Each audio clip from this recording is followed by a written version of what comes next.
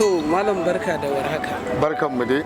Muna so ka gaya mana sunanka da kuma garin da kake da kuma unguwar da kake. Ni haifaffen jihar Kano ne kuma ina karamar hukumar Tarauni.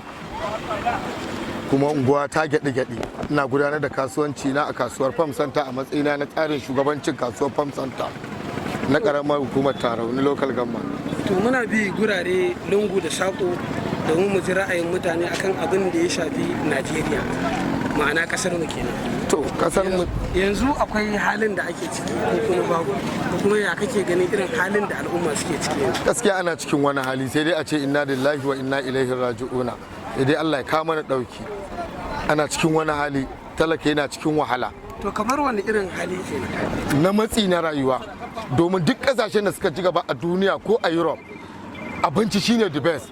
Har in mutum ya fi karfin abin da zai ci, kawo babu matsin rayuwa.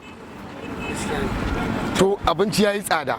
To me kawo tsadar abinci? Saboda rashin gwamnati ta gurɓasa harkar noma, taki da abubuwa in yasa aka same a cikin sauki. Ba duk mutum ba abun ni ba, mutum ko a maka yake zai zo yi noma, ya san cewar ya samu taki da abubuwa a cikin sauƙin rayuwa, zai je ya noma, abinci zai yi sauƙi fiye da yadda ake tunani. To kamar kowane lokaci zaka ji gwamnati tana magana akan ta taimaki matasa. Wannan aka gaya maka ma suna da yawa, ta taimaki mutane. Kai kana ganin ana taimakon ko kuma ba a yin shi? Gaskiya ni har ga Allah ko mutum ɗaya ban gani ba. Ko? Ga ni ga banki ma na manoma a jihar Kano na Federal Gamma, Bank of Industry, gashi a kusa da ni, amma wallahi ni mutum ɗaya ma ban gani ba.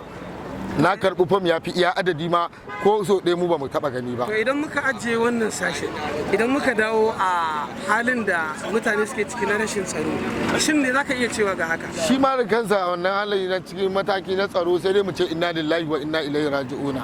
Domin matsin rayuwa ne ka matasa suka fada harkar Boko Haram, harka ta kidnapping, duk rashin ayyukan yi ne. Iya wutar lantarki kaɗai za ta zauna a ƙasar nan. Kamfanika na kasashen duniya za su zo su bunƙasa mana ƙasar mu kanmu manyan attajiran ƙasar mu za su samu wa matasa ayyukan yi. To gaskiya haka ne. To idan kamar naji an ce lokacin ɗan shugaban ƙasa Muhammadu Buhari an ce ana raba irin wata waya mai suna kadde na yi talla, amma dai haifon ake ce mata. Kana ji an ce ana ta rabawa kuma an kashe kuɗi fiye da tunanina da tunaninka. Shin a ina suka samu wannan kuɗin har suka kashe wannan kuɗin? Ko za ka iya gaya mu? Gaskiya zan iya. To a ina wannan kuɗi namu ne na ƙasar mu. Tunda duk mutumin da aka ce ya raba iPhone 12 farkon shigo ta mata kai miliyan 1 da wani abu. Yanzu ma a lalace aka iya samun ta 600,000 700,000 da wani abu. Kuma ita aka ringa rabawa. To ko za ka iya gaya mana shi dan shugaban ƙasa Muhammadu Buhari me sana'ar shi a Najeriya? Ba shi da shago, ko shago bai da shi. Kuma ba na abu da yake kasa kamar yadda muke kasa wasu abubuwa muke siyarwa. Tun daga wasu na faskare, leburanci, ɗiban siminti da waye da sauransu.